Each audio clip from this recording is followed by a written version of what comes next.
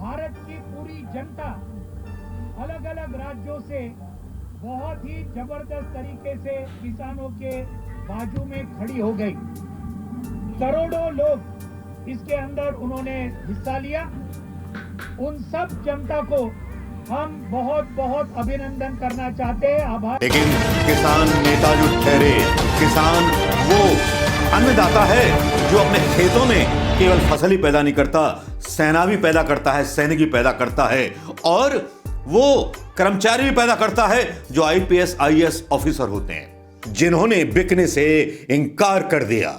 नेताओं को तो बिकते बहुत देखा होगा इस लोकतंत्र की उस व्यवस्था में जिसमें सत्ताओं को तोड़ मरोड़ के सत्ता हासिल कर ली जाती है, लेकिन आज पहली बार लगा और किसानों पर आज फिर से एक बार सैल्यूट करने को दिल करता है।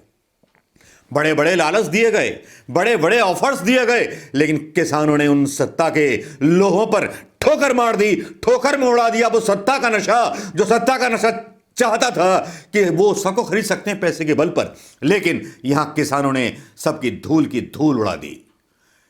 सरकार ने एक मसौदा भेजा, किसानों के बीच में प्रस्ताव भेजा। उस प्रस्ताव में कहा गया कि हम संशोधन करेंगे, एमएसपी की गारंटी दे देंगे, हम जो है अदालत में आपको अपील करने की गारंटी दे देंगे, आपकी जमीन पर कब्जा नहीं होगा यह भी गारंटी दे देंगे, सारी गारंटियां दे देंगे, लेकिन आप आंदोलन खत्म कर दीजिए। लेकिन किसान नेता जो ठहरे, किसान वो अन्नदाता है जो अपने खेतों में केवल फसल ही पैदा नहीं करता, सेना भी पैदा करता है, सैनिक भी पैदा करता है और वो कर्मचारी भी पैदा करता है जो आईपीएस आईएएस ऑफिसर होते हैं। अब किसान ने तो अपना फर्ज निभा दिया, लेकिन अब बारी उन जवानों की, उन किसानों की, उन सैनिकों की है, उन पुलिस वालों की भी है जिनकी जिम्मेदारी देश के लिए बनती है। उन्हें तय करना पड़ेगा कि वो किस तरफ जाएंगे, इधर जाएंगे या उधर जाएंगे। किसान ने तो अपना सर्वस्व न्यौछावर किया है अंग्रेजों को जमाने से। किसान आंदोलन में अंग्रेज सरकार नहीं टिकी तो ये सरकार क्या टिकेगी? जिस तरह का उत्साहपूर्ण भाषण दिया गया है किसान नेता के द्वारा, जिस तरह से किया गया, जिस तरह का प्रस्ताव हमें भेजा गया है, हमें मंजूर नहीं है। सरकार को इतनी भी लाज नहीं आई, जो शहीद हो चुके हैं अब तक किसान आंदोलन में, उनको मुआवजा देने की सुध तक नहीं आई। उनकी मुर्दा जिस्म पर एक भी सरकार का कृषि मंत्री या मंत्री दुख जताने उन किसानों के बीच नहीं जा पाया। हां, गोदी मीडिया अपना घुंघरू बांध करके मुजरा करती रही, सरकार की बोलियां बोलती रही और मोदी मीडिया क्या होता है, गोदी मीडिया क्या होता है, रोहित सरदाना इस पर अपनी ट्वीट पर व्याख्यान करते रहे। चलिए मुबारक रोहित सरदाना साहब, लेकिन इस बीच के जो घटनाक्रम थे वो वाकई में बड़े ऐसे थे जिसने हम सबको चौंका दिया।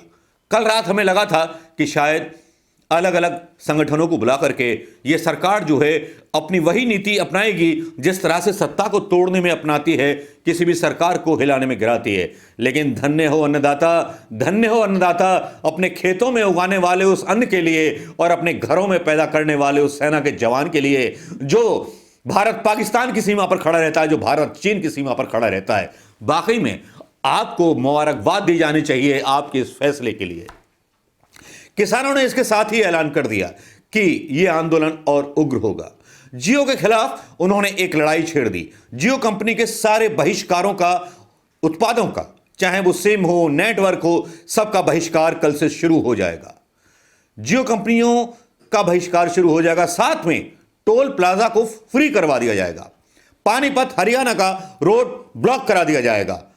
अब तक यह समझ रही थी सरकार कि शायद किसान भी कुछ टुकड़ों के आगे फेंक देने से बिक जाएगा, लेकिन आज इस सरकार के मुंह पर किसानों ने इतना तगड़ा झन्नाटेदार चांटा मारा है कि वाकई में मुझे गर्व होता है कि मैंने इस देश की मिट्टी से जन्म लिया है, जहां पर पढ़े लिखे लोग घरों के भीतर सोते हैं और जिन किसानों को अनपढ़ और खालिस्तानी कहा जाता है वो सर्द रातों में हार्ट अटैक से अपनी जान खो देते हैं।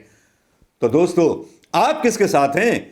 अब चलिए छोड़िए, सलाम वालेकुम भी कर लेता हूं, सत श्री अकाल भी कर लेता हूं, जय हिंद भी बोल लेता हूं, भारत माता की जय भी बोल लेता हूं, लेकिन भारत माता के बेटे जो किसान हैं वो दुखी हैं और भारत माता की जय के नारे बंगाल के चुनाव में लड़ने के लिए लगाए जा रहे हैं। एक मंत्री तो इतनी बेशर्मी के साथ उतर आया टीवी पर, जो बोलने लगा कि राजस्थान में हम चुनाव जीत गए। वाह रे वाह, बेशर्म प्रकाश जावड़ेकर साहब, आप पहले तो बोलते हैं कि हम तो सेवक है जनता के, हमें तो लोकतंत्र में सेवा करने के लिए चुना गया है, राजनीति जो है सेवा का माध्यम है। लेकिन आपकी इस सेवा के माध्यम ने आज देश की, दुनिया की, पूरी दुनिया ने देखा है आज कि आप किसानों की ताकत को खरीद नहीं पाए, आप किसानों को झुका नहीं पाए।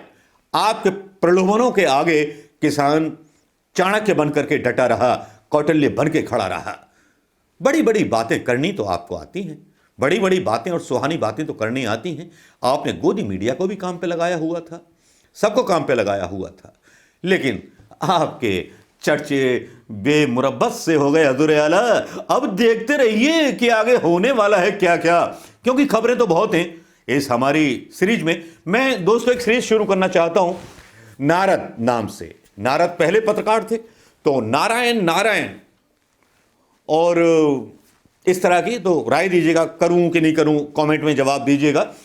हाँ, इस बीच जो विपक्षी दलों के नेता थे राष्ट्रपति के पास मिलने पहुंचे, उससे पहले दिग्विजय सिंह साहब ने बोल दिया था कि राष्ट्रपति से मिलने से कोई फायदा नहीं होगा। उन्होंने ट्वीट के जरिए यह बताया था। लेकिन राहुल गांधी समेत कम्युनिस्ट पार्टी के नेता और ये सारे लोग पहुंच गए और अपनी बेइज्जती करा के वहां से आ गए।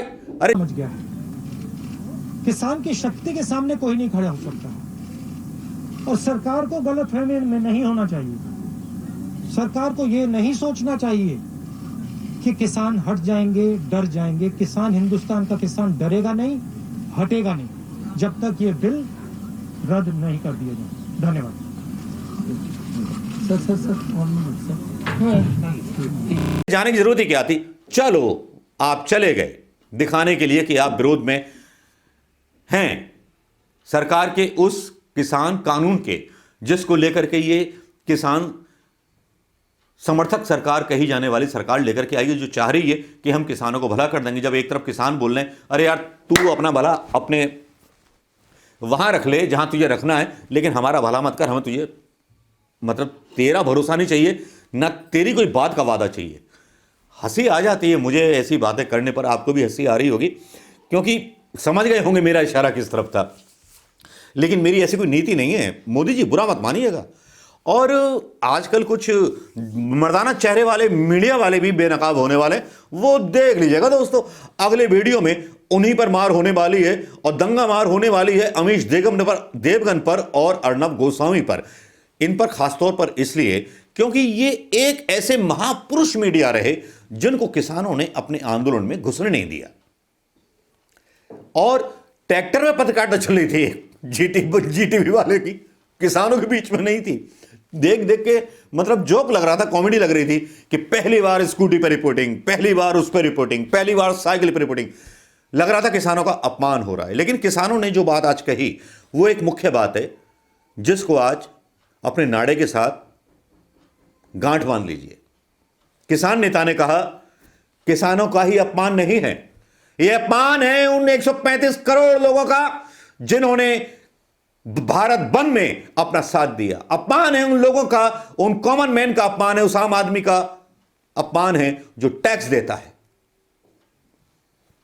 इससे बात साफ जाहिर हो जाती है कि अब निशाने पर आ गई है सरकार और पीछे नहीं हटने को तैयार है किसान। किसानों का आंदोलन जो होगा अब और उग्र होने वाला है।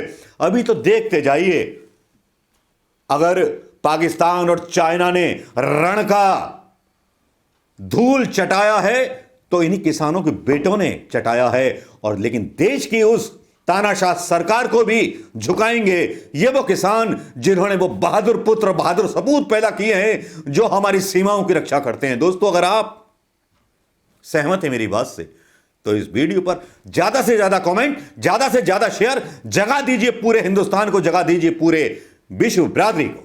नमस्कार, जय हिंद दोस्तों।